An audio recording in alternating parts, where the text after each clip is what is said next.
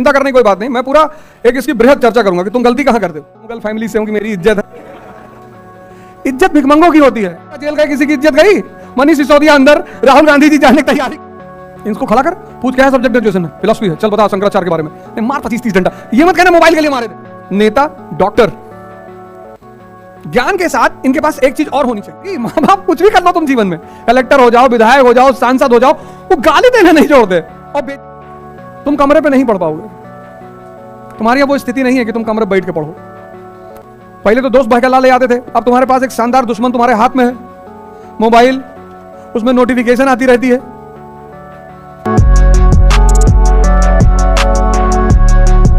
Preparation शब्द का मतलब क्या होता है, ये सारी बातें हमने पिछली बार की। आज हम एग्जामिनेशन पैटर्न की बात करेंगे। इसकी शुरुआत कहां से होती है? प्रीलिम्स से, फिर मेंस, फिर इंटरव्यू।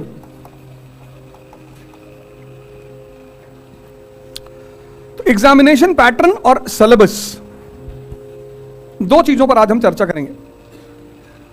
तो पहले एग्जामिनेशन पैटर्न, यह पहला चरण है तुम्हारा, और यह परीक्षा नहीं है, इसकी कोई तैयारी ही नहीं होती। यही सबसे खास बात इस परीक्षा की है। पहला चरण है प्रीलिम्स, मतलब पहला जो दरवाजा है वो प्रीलिम्स का है, प्रारंभिक परीक्षा। और दूसरा दरवाजा है मुख्य परीक्षा, जिसको तुम मेंस कहते हो। और तीसरा दरवाजा है इंटरव्यू। लेकिन इस परीक्षा की जो तैयारी शुरू होती है वो शुरू होती है मेंस परीक्षा से, मुख्य परीक्षा से। तैयारी इसकी होती है मेंस की। और प्रीलिम्स की क्या होती है? प्रैक्टिस।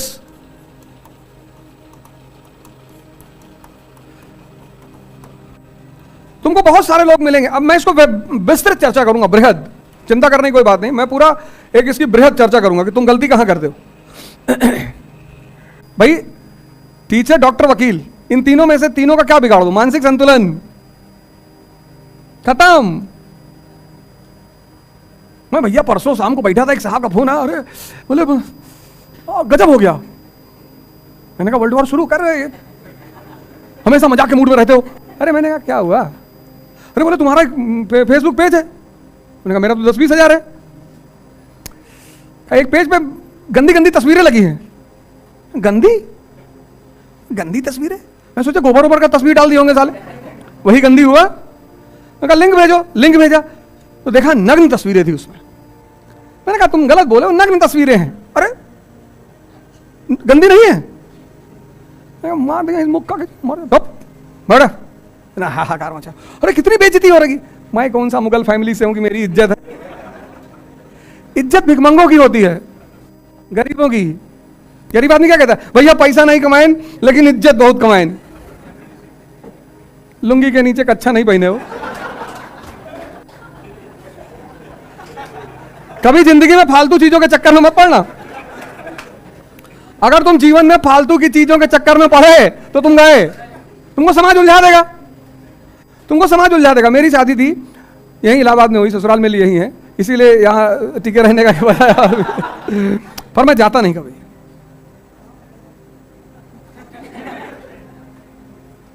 और जब मैं, जिस दिन 1 मई को शादी हुई थी, आ रही 1 मई, मैं यहां पहुंचा, दाढ़ी बड़ी, टी शर्ट पहने, जीन्स पहने और वो शूज। तुम्हारे एक सीनियर थे, कहीं भैया तुम्हारी शादी है आज। हमने कहा तो? अरे बोले दाढ़ी वाड़ी तो बढ़वा लो यार। अरे मैंने कहा सर कैसी बातें कर रहे हो, दाढ़ी शादी होगी? तो यही एक दुकान है आगे, जो खादी आश्रम वाली लाइन नहीं है, सिविल लाइंस में उस तरफ मेन मार्केट जो है सुभाष चौराहा वाली, वहीं पे एक आरिफ भाई दुकान है। तो वो बेचारे उनको बुलाए, कहे पागल वागल हो, बेइज्जती हो जाएगी। कोई बेइज्जती नहीं होगी, मिडिल क्लास की कोई बेइज्जती नहीं होती, तुम चिंता मत किया करो। ये जो शाही वर्ग है ना, ये हम लोग को 2-3 बातों पे डराता है। एक कहता तुम्हारी इज्जत चली जाएगी, गई है ही नहीं। ये तुमको इन सब चीजों से बांध लेगा, डराएगा तुमको, जेल चले जाओगे। हाँ तो इतने राजनेता जेल गए, किसी की इज्जत गई? मनीष सिसोदिया अंदर, राहुल गांधी जी जाने की तैयारी कर रहे हैं। कह रहे जमानत नहीं ले रहे, जमानत ही नहीं ले रहे। पार्टी परेशान है कि भैया जमानत तो ले, हाई कोर्ट में अपील करो। कहा अपील ही नहीं करेंगे, चुनाव आ गया। वो राहुल जी जेल चले आएंगे, उनकी बहन घूमेगी देश भर में, मेरे भाई को बंद कर दिया। लालू जी इतने दिन अंदर रहे और हमारे श्रद्धेय भगवान कृष्ण पैदा ही हुए। ये सब टेंशन मत लिया करो फालतू का।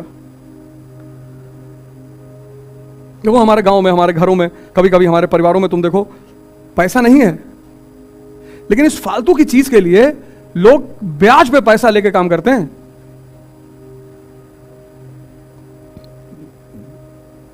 सबने देखा होगा, कोई ऐसा थोड़ी मैंने देखा है, सबने देखा होगा। हाँ बिटिया बड़ी वाली जब हुई तो माता जी ने कहा मुंडन करना पड़ेगा, करवा लो, कम से कम 500 आदमी खाने आएंगे। मैंने कहा गांव लूटने जाना है, 500 आदमी खाने, 2-4 लोगों को खिला दो। अरे भैया जमार के लोग, अबे भाड़ में गए जमार के लोग, हाँ पैसा नहीं है, गोली खरीदने का पैसा नहीं, तुम जो है 500 लोग खड़ा कर दो, डाका डाल दें, फिर तुम बदतमीजी वाली बातें कर रहे हो। अरे तो कहां से दें तुमको पैसा? उन्होंने कहा फालतू की कोई नाटकबाजी घर में नहीं होगी, मुंडन कराइए और 2-4-5 लोग जो है उनको भोजन कराइए और खत्म। सब फालतू की चीजों के चक्कर में कभी मत पड़ना, नहीं तो ये चीजें तुम्हारे दिमाग में कभी नहीं बैठेंगी। तुम क्यों परेशान हो? क्योंकि तुम्हारा इतना कीमती दिमाग, इसमें तुमने फालतू की चीजें बैठा ली। 1000 मैसेज आया है, तुमको दिखाएंगे, क्लास के बाद मिलना। 1000 मैसेज आया, अरे ये होगा, कुछ नहीं हुआ। हम नहीं डाले ना, हम डाले होते तो कोई बात थी, हम डाले ही नहीं। अब देखो, अब रीजन, पहला रीजन क्या है? टेंशन। अब टेंशन की वजह क्या है? जलियांवाला बाग मैसेकर 1919, ये पहला रीजन, टेंशन। दूसरा रीजन क्या है? फ्रस्ट्रेशन। किसकी वजह से? डायरकी। तीसरी वजह क्या है? पेन। किसकी वजह से? महंगाई, इकोनॉमिक क्राइसिस।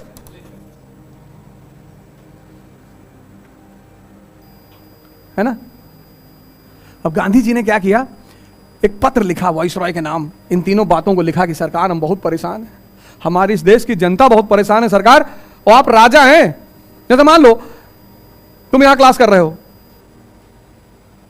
15 दिन क्लास ही नहीं चलेगी, तो मैनेजमेंट से कहोगे ना, पत्र तो लिखोगे, 5 लोग कहने तो आओगे, और तुमने जो पत्र लिखा मैनेजमेंट ने फाड़ के फेंक दिया। गांधी जी ने एक पत्र लिखा, किसको?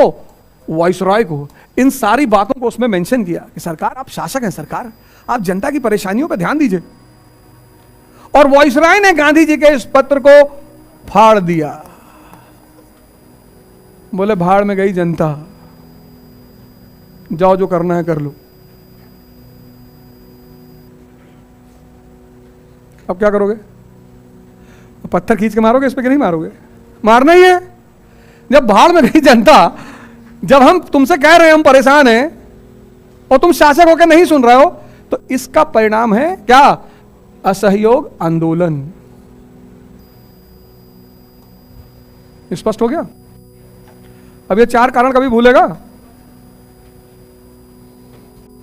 पढ़ो यार, इतना पढ़ो कि किताब फट जाए। यही तो ध्यान है, यही तो मैं तुम्हें सिखा रहा हूं।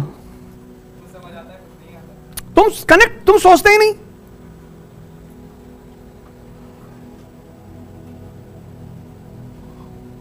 हमारा एक दोस्त यहां का एसएसपी था, इलाहाबाद का, आज से 6-7 साल पहले की बात है।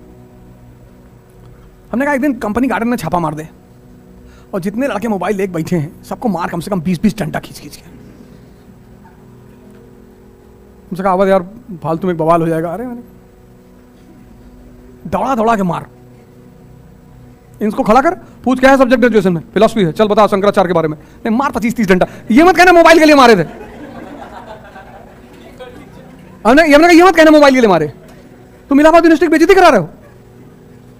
तो जो वो वीडियो देखेगा, क्योंकि एक लड़का मार खाएगा दूसरा वीडियो बनाएगा, और जब वो वीडियो सर वायरल होगा कि इलाहाबाद यूनिवर्सिटी गर्मी में तुम डुबो रहे हो, तो पीछे लड़के कहेंगे और मार 4 हाथ।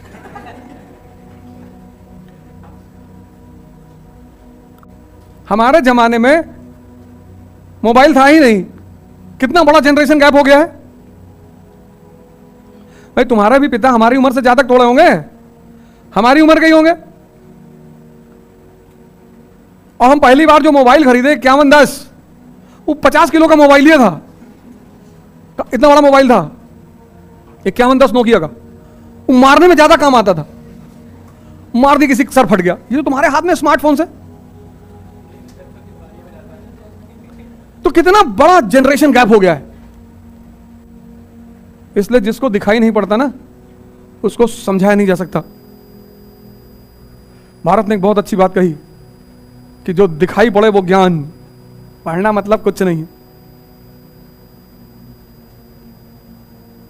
इसलिए पश्चिम में आज तक बुद्ध नहीं पैदा हुए, पश्चिम में विचारक पैदा हुए। विटगेन्स्टाइन, डिकार्ट्स, स्पिनोजा, लाइबनीज, कांट, इमैनुअल। पर आज तक पश्चिम में संत पैदा नहीं हुए। और पश्चिम में फिलॉसफी का मतलब है लव फॉर नॉलेज, ज्ञान के प्रति प्रेम। और भारत में दर्शन का मतलब है जो देखा गया। तुमने पता क्या किया? आंख बंद करना छोड़ दिया। हम लोग जब पढ़ते हैं तो एक पैराग्राफ पढ़ने के बाद आंख बंद कर लेते हैं, तभी तो दूसरा पार्ट होता है मनन। तो तुम अभी कह रहे हो मैं जोड़ नहीं पा रहा हूं, क्योंकि वो तुमने आंख बंद करने वाला पार्ट छोड़ दिया। करते हो जाएगा। अब तुमने ये सोचा ही नहीं होगा, तुम तो किताब बांचे चले जा रहे हो। तुमने ये बात सोची ही नहीं होगी। यही मिसिंग था तुम्हारे पढ़ाई के दौरान, प्रिपरेशन के दौरान। तुम वहीं अगर प्लेन पेपर एक बगल में रखे होते, लिखते 1920 का भारत और ये बना लेते। तो अब टीचर, नेता, डॉक्टर, ज्ञान के साथ इनके पास एक चीज और होनी चाहिए, एक अच्छी साइकोलॉजी, मनोविज्ञान। और हिंदुस्तान में कहानी उड़ाने वालों कमी है। हर चौराहे पे लोग बैठे हैं, दूसरे का गुणगान कर रहे हैं कि भैया फलनवा आंख निकाल लिया मारने के बाद। फर्जी। हर चौराहे पे यहां 5 ऐसे लोग बैठे हैं जो दूसरे का गुणगान, उसकी महिमा, उसकी ताकत, उसका भय बढ़ा रहे हैं। फर्जी। तुम्हारे जीजा हैं? नहीं नहीं। तब काहे मरे जा रहे हो? ये भारत देश है। कटरा चौराहा, मनमोहन पार्क चौराहा, ये प्रजाति यहां ज्यादा मिलती है। एंझा चौराहा, एंझा चौराहा शाम को कितनी भीड़ है? अरे भैया गोली ऐसे ऐसे घुमा घुमा नचा नचा गोली मार रहा। फिर वही लड़का आके हमसे कहता है सर पैसा नहीं है सर, कैसे पढ़ें सर। दूसरे का महिमा मंडन कर रहा हो, जाओ उसी से मांग के लाओ। फालतू में किसी का महिमा मंडन मत करो, फालतू में फार्म मत दौरा करो लोगों के। कांग्रेस ऐसा हो जाएगा। कांग्रेस ठेका दी है तुमको? नहीं।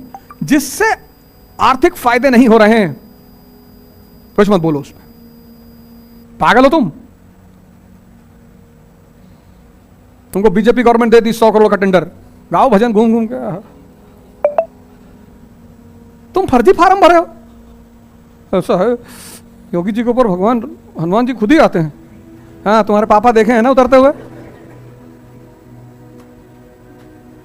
तुम आईएएस एस्पिरेंट हो, ये बात मैं बाहर नहीं कहूंगा, हालांकि लाइव चल रही है, लेकिन तुम आईएएस एस्पिरेंट हो। आईएएस फालतू मत बोला करो। तुम्हारी एक सबसे बड़ी कमी है जो तुम फालतू बोलते हो लोगों से। मैं बेंगलोर से आ रहा था तो मास्क बांधे था, 2 लोग बैठे थे, तो मेरी सीट पे बैठे थे। हमने कहा भैया मेरी सीट है। कहा उधर बैठ जाओ।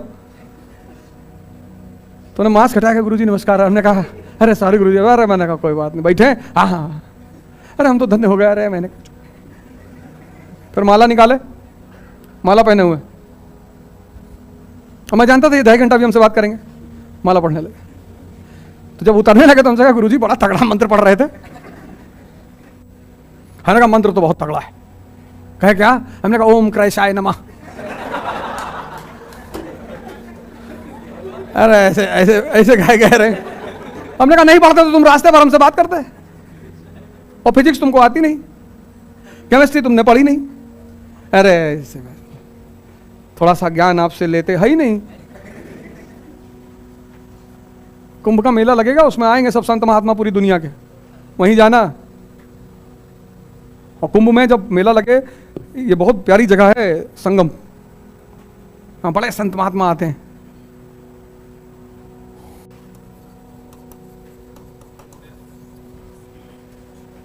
सबसे प्यारा वर्ड है दुनिया का। जिस दिन समझ जाओगे 90% तुम्हारी परेशानियां खत्म हो जाएंगी।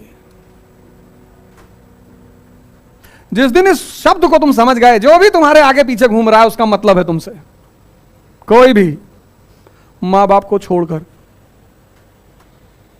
तभी तो मां बाप घर आते रहते हैं। तुमने एक बात और की, मां बाप कुछ भी कर लो तुम जीवन में, कलेक्टर हो जाओ, विधायक हो जाओ, सांसद हो जाओ, वो गाली देना नहीं छोड़ते और बेइज्जती करना। हाँ वे जानते हैं, चलो बाहर निकलो। हमारी मां है, कुछ भी खींच के मार देती है। मतलब मैं तो उसके बहुत करीब खड़ा ही नहीं होता आज भी। कुछ भी हम कोई बात उसको बोलेंगे कि देखो अम्मा ऐसा, तुम फिलॉसफी हमको नहीं बताओगे, दिल्ली में जाकर बताना, चोर। होली में घर पुताई हो रही थी, तुमने कहा देखो रंग थोड़ा सा लाइट होना चाहिए, लाइट डार्क, और डार्क लाल रंग करवा ली पूरा मकान। और रात में देख लो तो भय पैदा हो जाए। और हम ही से पैसा लिए हैं, मजेदार बात यह है, और हम ही से पूछ रही करा के एक पूरा कोट करा, कह रही देखो कितना आ रहा है ना लुक। तुम्हारे पिताजी पीछे झांक मार दिया कि अरे बहुत बढ़िया लुक आ रहा है, कहीं एक कोट और मार दो। पता है मां बाप हमसे इंटरेस्ट से जुड़े नहीं होते, सिर्फ प्रेम से जुड़े होते हैं। बड़ा प्यारा शब्द है ये। भगवान, अल्लाह, खुदा, उससे ज्यादा प्यारा शब्द है। फालतू में टाइम देते हो लोगों को। ये पॉइंट तुमने मिस किया। देखो तो सिविल सेवा की जो तैयारी शुरू होगी उसमें पहला चरण किसका होगा? मेंस का। मेंस क्या है? मेंस है कॉन्सेप्ट और फैक्ट, इसका सम्मिश्रण। क्या है मैन? मेंस मेंस क्या है? कॉन्सेप्ट प्लस फैक्ट, इसका मेल। बात समझ आ रही? अब जब प्रीलिम्स में वो क्वेश्चन बनाएगा तो पता क्या बनाएगा? ऐसे देखो, प्रीलिम्स का क्वेश्चन आईएएस का, अब क्वेश्चन बनाएगा वो, कंसीडर द फॉलोइंग स्टेटमेंट्स।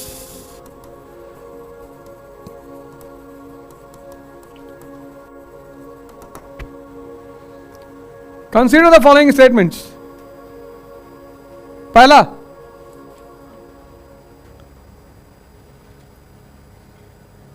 असहयोग आंदोलन का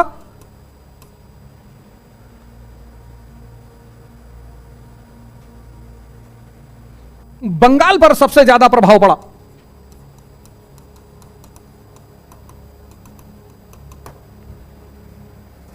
पहला स्टेटमेंट। दूसरा, असहयोग आंदोलन की सबसे महत्वपूर्ण घटना रही, घटना, इवेंट, सबसे महत्वपूर्ण घटना रही गुरु का बाग सत्याग्रह।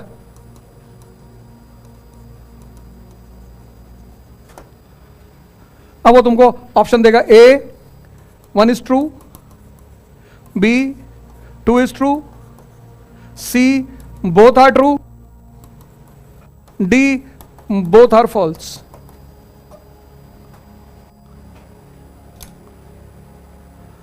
सबसे ज्यादा प्रभाव कहां पड़ा?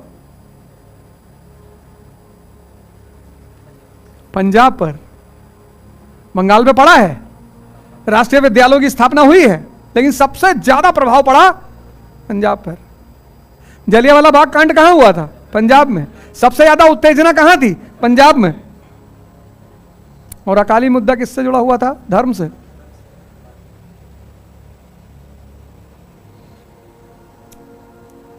यह है मेंस, यह है प्री। प्री अलग से नहीं पढ़ा जाता, प्री की पढ़ाई ही नहीं होती, प्री की पढ़ाई ही नहीं होती, होती ही नहीं।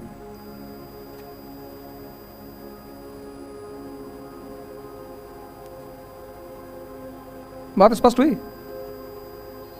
इसलिए तो मैंने तुमसे कहा है कि यहीं प्रैक्टिस कराएंगे तुमको। ये जो द्विज का प्रोग्राम है, मुंबई से कौन आया भाई? मुंबई से कौन सी लड़की आई है?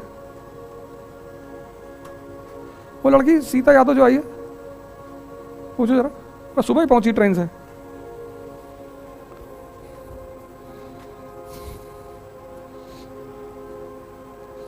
यही कराएंगे सब। पहले तो 8 घंटा डेली बैठाएंगे। न्यूज़पेपर का प्रोग्राम चल रहा है ना, बढ़िया। अब तो घर पे मेहनत नहीं करनी पड़ रही है, यही करो मेहनत मेरे नजर के सामने। यहां से हिलो मत, कोचिंग से हिलो मत। तुम कमरे पे नहीं पढ़ पाओगे, तुम कमरे पे नहीं पढ़ पाओगे। तुम्हारी अब वो स्थिति नहीं है कि तुम कमरे पे बैठ के पढ़ो। पहले तो दोस्त बहकला ले आते थे, अब तुम्हारे पास एक शानदार दुश्मन तुम्हारे हाथ में है, मोबाइल। उसमें नोटिफिकेशन आती रहती है।